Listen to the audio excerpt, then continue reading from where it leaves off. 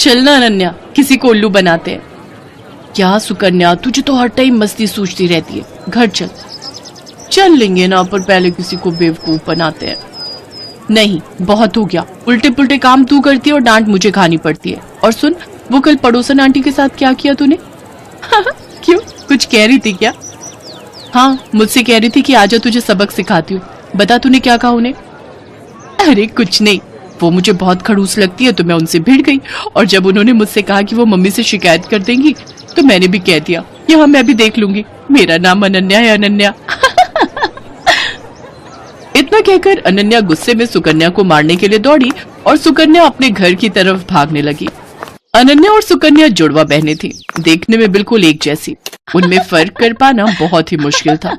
कई बार तो उनके माता पिता भी उन्हें पहचानने में धोखा खा जाते थे और इस बात का सुकन्या बहुत फायदा उठाती थी। वो हमेशा कुछ भी शरारत करती तो डांट बेचारी अनन्या को खानी पड़ती।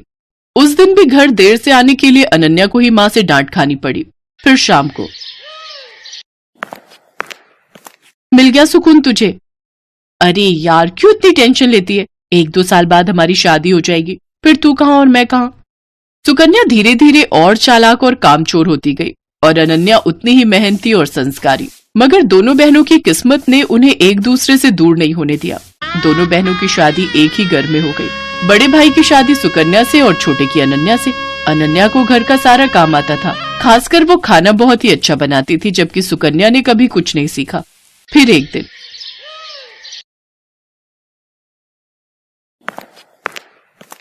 अरे बैठकर टीवी देख रही हो, पहले जाकर कपड़े तो धो लो। माँ जी, आप अनन्या को बोल दो ना, सुबह से मैं ही तो घर का सारा काम कर रही हूँ, बर्तन धोए और फिर खाना भी बनाया। अच्छा, सॉरी बेटा, मुझे लगा कि वो सब अनन्या ने किया है। नहीं नहीं माँ जी, सारे काम मैंने किए, वो तो बस अभी निकली है अपने कमरे से। अच्छा, रुको जरा अभी खबर लेती हूँ उसकी।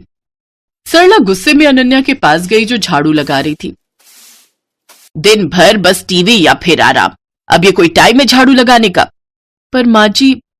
चुप हो जाओ, एक उसे देखो, अपनी बहन को, कितना काम करती है बेचारी।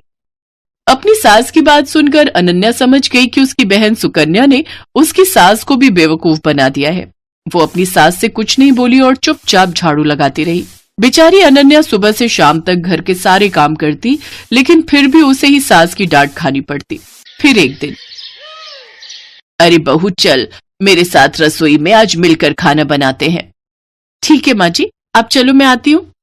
सरला रसोई की तरफ चली गई और सुकन्या सीधे अनन्या के कमरे में। अरे अनन्या, वो तुझे माँ जी बुला रही है खाना बनाने के लिए। अच्छा, बस अभी जाती हूँ। सुकन्या ने एक बार फिर अनन्या को बुद्धू बना दिया था और बेचारी अनन्या को पता ही नहीं था कि उसकी सास ने उसे नहीं बल्कि सुकन्या को बुलाए है। उधर रसोई में, आ गई, कहाँ रह गई थी? चलो एक काम करो, तुम आटा गूंथ दो, मैं सब्जी काट देती हूँ। ठीक है माँ जी। अनन्या ने बहुत जल्दी और बहुत अच्छा आटा गूंथा था, जिसे देखकर सरला बहुत खुश हुई। और फिर, क्या बात है, इतनी जल्दी और इतना अच्छा आटा गूंथ दिया। अरे तुम अनन्या को कुछ सिखाती क्यों नहीं हो? उसे तो कुछ भी नहीं आता। अनन्या समझ गई थी कि उसकी सास सरला उसे सुकन्या समझ रही थी और वो ये भी समझ गई थी कि रसोई के काम से बचने के लिए कामचोर सुकन्या ने उसे सरला के साथ भेज दिया। उसे सुकन्या पर बहुत गुस्सा आया, लेकिन वो कुछ बोली नहीं। ऐसे ही वक्त बीतता गया। सरला की नजर में घर का सारा काम सुकन्या करती थी, रसोई सुकन्या ही संभालती थी, जबकि अनन्या सिर्फ दिन भर टीवी देखती थी, जबकि सच इससे बिल्कुल उलट था। और फिर एक दिन, अरे बेटी सुकन्या। जी माँ जी, बताइए। उस दिन जो तुमने हलवा बनाया था ना, वो बादाम वाला, मेरा खाने का बहुत मन हो रहा है, मेरे लिए बना दो ना। इसमें कौन सी बड़ी बात है, लो आप टीवी देखो, मैं बस अभी लाती हूँ बनाकर। ना ना, मुझे तो खाना है ही, पर मुझे वो हलवा बनाना भी सीखना है, तो मैं भी चलती हूँ साथ। तुम बनाना और मैं देखूंगी।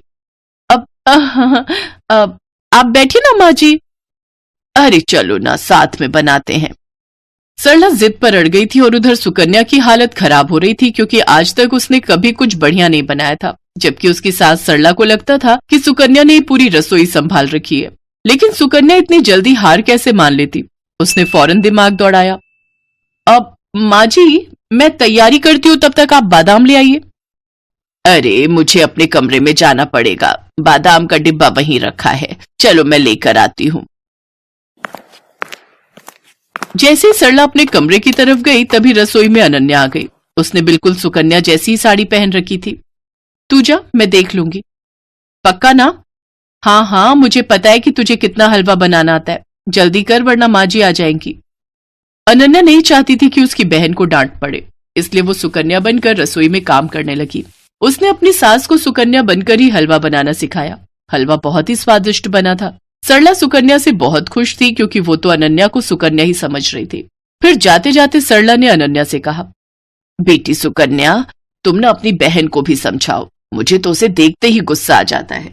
बताओ, तुम दोनों एक ही माँ की कोख से जन्मी हो, लेकिन तुम में और उसमें कितना अंतर है। सरला की बात सुनकर अनन्या को बहुत दुख हुआ। वो अपनी सास से सब सच कहना चाहती थी, लेकिन फिर अपनी बहन के बारे में सोचकर चुप रह गई। अगली सुबह सुकन्या जैसे ही उठकर रसोई की तरफ आई तो उसकी सास सरला ने उसका हाथ पकड़ लिया। ये क्या कर रही है माँ जी? आज तुझे नहीं छोड़ूंगी। तूने मुझसे हमेशा झूठ बोला, तुझे कुछ नहीं आता और तूने हमेशा अपनी बहन की मेहनत को अपना बताकर आराम तलबी की, और वो बेचारी दिन भर रसोई और बाकी कामों में लगी रही, ऊपर से मेरी डांट भी चुपचाप सुनती रही। सरला लगातार सुकन्या को डांट रही थी, तभी सुकन्या ने फिर से झूठ बोलकर बचने की कोशिश की। नहीं माँ जी, मैं झूठ नहीं बोल रही, मैं तो खूब काम करती हूँ। कल रसोई में सारा दिन लगाकर आपके लिए हलवा बनाया था ना, तब तो आप भी वही थी। वही थी, इसीलिए सब कुछ जान सकी। तूने हलवा बनाया था तो जरा दिखा अपनी कलाई, जो कल कढ़ाई उतारते हुए जल गई थी। दिखा ना। अब सुकन्या अपने हाथ पीछे किए बिल्कुल चुप खड़ी थी, क्योंकि उसकी चोरी पकड़ी गई थी। इसके बाद सरला फौरन दूसरे कमरे में गई, जहां अनन्या अपनी जली हुई कलाई के साथ खड़ी थी। सरला ने उसके सिर पर हाथ फिराया और बड़े प्यार से बोली, मुझे माफ कर दो बेटी, लेकिन तुम भी मुझसे वादा करो कि इस घाव के ठीक हो जाने के बाद भी तुम और कोई दर्द नहीं झेलोगी अपनी उस कामचोर बहन की खातिर।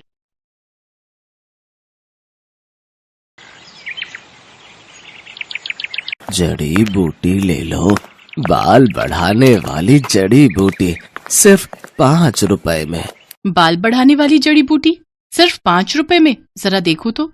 सुधा को अपने बाल बढ़ाने थे, उसके लिए अब वो कुछ भी कर सकती थी। उसने बूढ़े आदमी से जड़ी बूटी खरीद ली।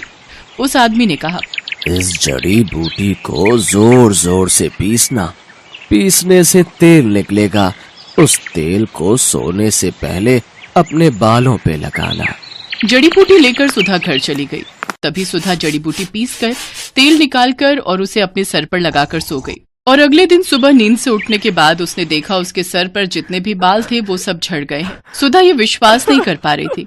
कहते हैं लड़कियां लंबे बालों में ही अच्छी लगती हैं, लेकिन सुधा के बाल बचपन से ही छोटे थे, उसके बाल बढ़ते ही नहीं थे। ऊपर से वो सांवली भी थी और दूसरी ओर उसकी बहन राधा के लंबे और घने बाल थे और राधा गोरी भी थी। इसीलिए राधा बचपन में हमेशा सुधा को चिढ़ाती थी, तू तो मेरी सगी बहन नहीं है, तुझे तो माँ और पापा रास्ते से उठाकर लाए थे, नहीं तो तू इतनी बदसूरत कैसे है। ये सुनकर सुधा हमेशा रोती थी। माँ पापा देखो ना राधा क्या बोल रही है, माँ पापा देखो ना। राधा और सुधा की माँ शमिता कहती थी, रो क्यों रही है सुधा, राधा ने कुछ गलत तो नहीं कहा, तू बदसूरत है, तेरे सर पर बाल भी नहीं है, मुझे ऐसी बेटी नहीं चाहिए थी। सुधा का पिता भी उससे प्यार नहीं करता था। सुधा को हमेशा हर किसी से नफरत ही मिलती थी। ऐसे ही बड़ी हुई सुधा। हर रोज वो रात को रोती थी और भगवान से प्रार्थना करती थी, हे भगवान कुछ चमत्कार करवा दीजिए, मेरे पैर तक लंबे बाल उगा दीजिए, प्लीज भगवान प्लीज। और इसी तरह सुधा और राधा दोनों जवान हो गए। आज सुधा को लड़के वाले देखने के लिए आने वाले हैं। सुधा आईने के सामने बैठकर तैयार हो रही है। उसके सर पर अभी भी ज्यादा बाल नहीं है। वो आईने में अपने आप को देख ही रही थी कि तभी उसकी माँ आ गई और ताने मारना शुरू कर दिया, यहाँ ऐसे बैठे रहने से कुछ नहीं होगा, जल्दी जल्दी करो, नहीं तो ये लड़का भी हाथ से चला जाएगा। वहां राधा आ गई और बोली, माँ मुझे तो समझ में नहीं आ रहा है कि आप मुझसे पहले इस भूतनी की शादी क्यों करवाना चाहती हो। राधा बेटी, इस भूतनी को तो पहले विदा करना पड़ेगा, नहीं तो बाद में कौन इससे शादी करेगा। एक बार बस ये सर से उतर जाए, उसके बाद मैं तेरे लिए बहुत अमीर और अच्छा लड़का ढूंढ कर लाऊंगी। माँ आप सभी मुझसे इतनी नफरत क्यों करते हो, आखिर मैंने किसी का क्या बिगाड़ा है।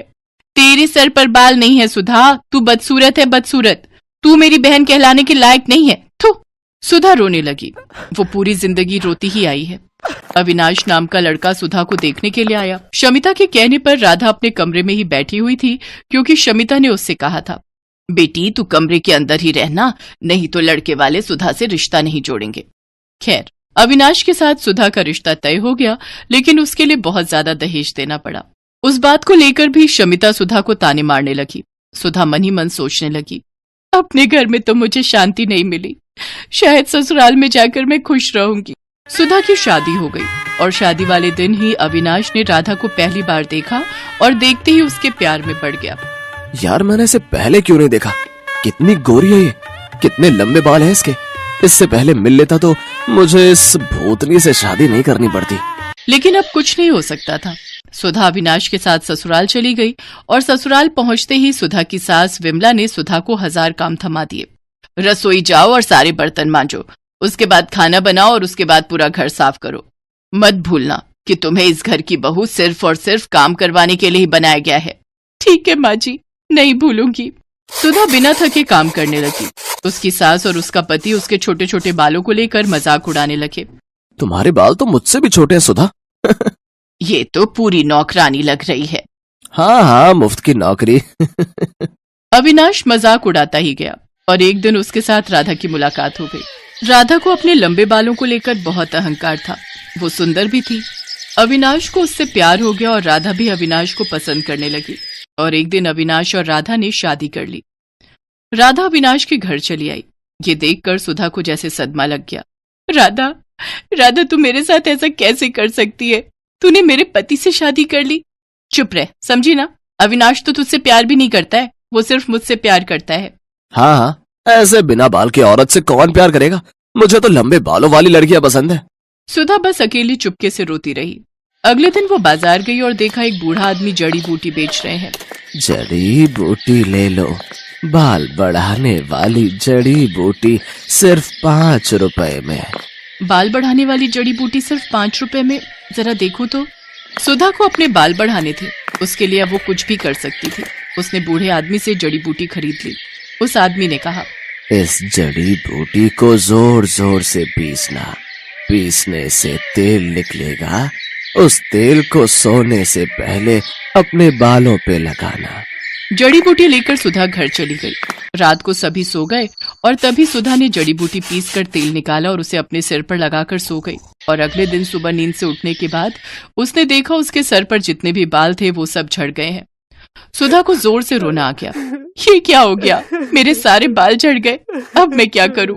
सुधा जोर जोर से रोने लगी और उसे इस हालत में अविनाश, विमला और राधा ने देख लिया। ये क्या, तू पूरी तरह से गंजी हो गई? छी, मैं देख नहीं पा रहा हूँ तुम्हारी तरफ, मुझे उल्टी आ रही है। सुधा, तुम निकलो यहाँ से। यहाँ तुम्हारी कोई जरूरत नहीं है। तुम इस घर में रहोगी तो इस घर का नाम बदनाम होगा। सभी ने मिलकर सुधा को घर से निकाल दिया। सुधा रोती हुई एक जंगल में चली गई।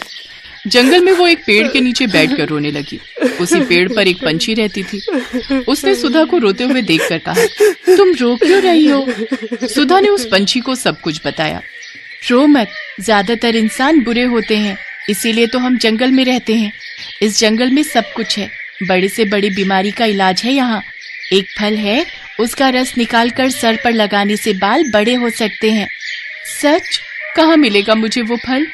मैं लाती हूँ। उस पंछी ने कुछ ही देर में सुधा को फल ला कर दिया।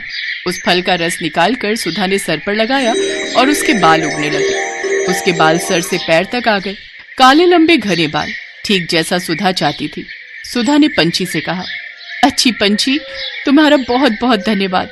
मैं इस फल का रस लड़कियों को बेचना चाहती हूँ, उन लड़कियों को जिनके बाल नहीं उगते, ताकि उन्हें भी मेरी तरह परेशानियों का सामना न करना पड़े। सुधा जंगल से निकलकर फल का रस बेचने लगी और एक दिन उसे अविनाश और राधा ने देख लिया। तुम सुधा हो ना? हाँ, क्यों? अरे वाह, तुम्हारे इतने लंबे बाल कैसे हो गए? इस फल का रस निकालकर सर पर लगाने से। तुम बहुत खूबसूरत लग रही हो। क्या तुम मेरे साथ घर आना चाहोगी? ये सब देख और सुनकर राधा को जलन हो रही थी। उसने फल का रस लिया और पूरी बोतल अपने सर पर डाल दी, लेकिन उससे असर उल्टा हो गया। उसके सारे बाल झड़ गए और वो गंजी हो गई। ये क्या हुआ मेरे साथ? मैं गंजी हो गई। बहुत अच्छा हुआ, यही लालच का नतीजा है। बचपन से आज तक तूने मुझे चैन से जीने नहीं दिया, अब देख कैसा लगता है। और हाँ अविनाश, मैं फालतू लोगों के साथ नहीं रहना चाहती, तुम रहो अपनी पत्नी के साथ। राधा का अहंकार मिट्टी में मिल गया। अविनाश को भी गंजी राधा के साथ ही रहना पड़ा और फल का रस बेचकर सुधा बहुत अमीर बन गई।